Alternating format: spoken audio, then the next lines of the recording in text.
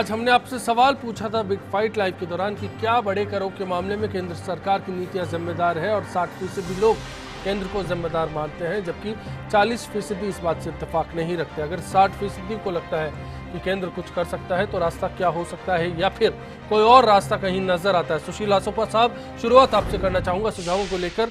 1 minute है आपके पास में, बताइए क्या कहना चाहेंगे। पहला बात तो ये है कि भाजपा सरकार को फिजूल खर्ची पे तुरंत रोक लगानी चाहिए और नॉन प्लान एक्सपेंडिचर को रिव्यू करना चाहिए कि रेवेन्यू के विजे विज पिछले 3-4-5 सालों में जो परसेंटेज है उससे ये बढ़े नहीं। और तीसरा, उसकी शुरुआत मैं माननीय मुख्यमंत्री जी को आपके चैनल के माध्यम से अपील करना चाहूँगा कि अगर वो दौरों पे जाती हैं तो सर्किट हाउस में रुकें, बड़े बड़े होटलों में रुकती हैं और बड़े बड़े होटलों में मीटिंग्स लेती हैं और सारे राज्य के अधिकारी वहाँ जाते हैं, पूरा लवाजमा तवाजमा चलता है, करोड़ों रुपए उसमें भी फूक रहे हैं, तो उसको थोड़ा सा फिजूल खर्ची की तरफ ध्यान दें। दूसरा एंड लास्ट, कि प्रदेश अकाल की तरफ जा रहा है। सबको मालूम है 15 राज्यों में भीषण अकाल हो गया है और कई जिलों 15 जिलों में भीषण अकाल है और कई जिलों में 2-2 हज़ार गाँव इन्होंने लगान माफ़ी के घोषित कर रखे हैं। तो उनमें अकाल राहत के कार्य तुरंत शुरू करने चाहिए, कि अल्टीमेटली वो पैसा सर्कुलेट होकर सरकार के पास आएगा ही आएगा, मार्केट में जाएगा।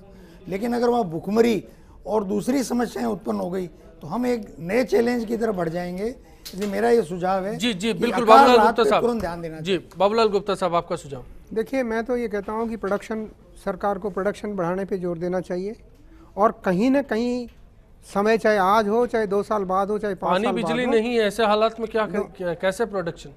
देखिए, पानी और बिजली का जहाँ तक सवाल है, पानी और बिजली तो इतनी तो महंगी हो चुकी, और मेरे ख्याल से अगर आज हम इसका प्रोडक्शन निकालें तो प्रोडक्शन की रेट भी वही आने लग गई है। और पानी हमारे पास है ही नहीं राजस्थान पे, राजस्थान की स्थिति तो वैसे ही खराब है, तो पानी की व्यवस्थाएं भी इनको देनी ही होगी। पर इस सब के लिए टैक्स बढ़ाना जरूरी नहीं है। सबसे पहले वो एक काम, जो प्रोडक्शन है उसको, उसकी ओर ध्यान दें। नंबर 2, जो तनख्वाहें हम बांटते हैं उनको ब्रेक लगाना पड़ेगा।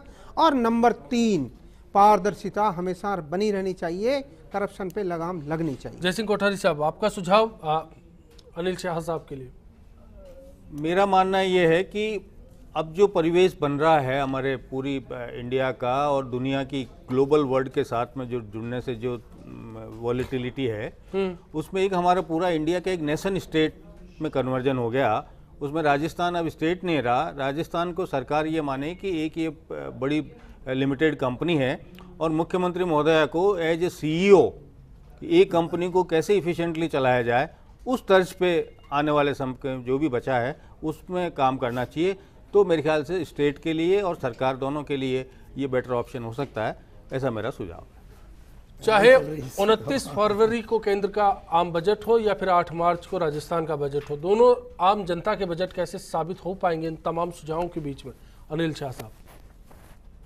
सब देखिए, ये मेरा मानना है कि राज्य सरकार को आय के नए साधन तलाशने होंगे।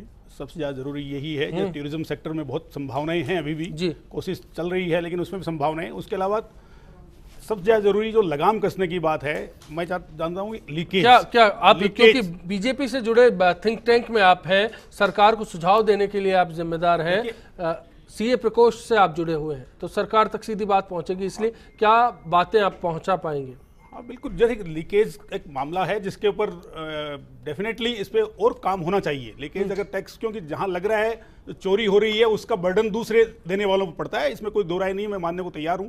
उस पर लगाम लगनी चाहिए। भ्रष्टाचार मुद्दा है, भ्रष्टाचार के लिए हर सरकार प्रयास कर रही है। हमारी सरकार भी इसमें बहुत कड़े रुख अपनाने के लिए तैयार है और करेगी, इसके अंदर इसमें कोई दो राय नहीं है। और फिक्स्ड एक्सपेंडिचर जो है, मेरा मानना है ये एक्सपेंडिचर का जो पार्ट है, इस पर लगाम लगनी चाहिए, इसको रोकना चाहिए कहीं न कहीं जाकर के। इसके कई बार वही बात है जो लोक कल्याणकारी नीतियों के अलावा ये काम ऐसा है जिसमें कुछ लोग नाराज भी हों, तो सरकार को कड़े कदम उठाने चाहिए। फिक्स एक्सपेंडिचर कम करेंगे तब ही टैक्स जो कलेक्शन होगा उसका सही जगह इस्तेमाल होगा। चलिए, मैं भी यही उम्मीद करूंगा कि तमाम सुझावों के बीच में 29 फरवरी और 8 मार्च राजस्थान और देश के नागरिकों के लिए राहत का सबब लेकर आए, बजट के लिए खास तौर पर। आज इस चर्चा में इतना ही। सभी मेहमानों का यहाँ शुक्रिया अदा करते हुए आप सभी से इसी उम्मीद के साथ विदा ले रहे हैं कि आने वाला कल सभी के लिए आज से बेहतर साबित होगा।